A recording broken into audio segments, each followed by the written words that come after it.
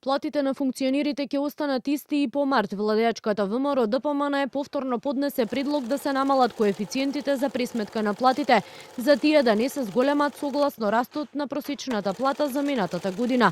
Предлог измените според најавите на еден од предлагачите, пратеникот Бојан Стојановски, утре треба да се најдат на пленарна седница. Очекува поддршка од сите и како што рече, ако се усвојат, истите ќе стапат на сила веднаш, односно веќе со исплатата на февруарската плата во март, функционерите според него ќе имаат нивелирани плати. Со овие измени платите ќе се нивелираат, што практично значи дека ќе се намалат во износ од 10 до 13.000 денари, а кај одредени позиции ова намалување е дури и поголемо.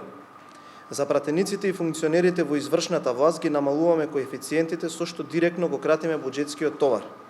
За судиите и јавните обвинители предвидуваме усогласување на коефициентите со цел нивните плати да соодвајствуваат со реалните економски можности за државата. За градоначелниците, исто така, предлагаме нова скала на коефициенти зависно од бројот на жителите во општините. Согласно измените за пратениците коефициентот од 2,69 до 3,47 се намалува на 2,45 до 3,17.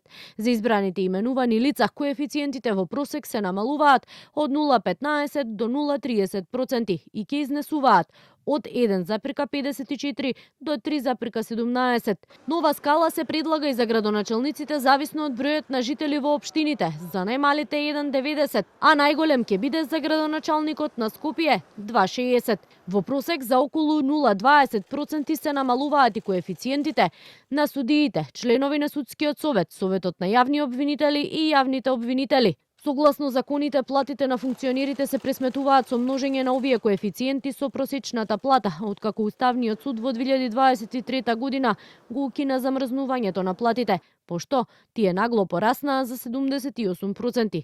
Од тогаш 3 години поред и владата на СДСМ и сега владата на ВМРО ДПМН ги намалува коефициентите за платите да останат на исто ниво.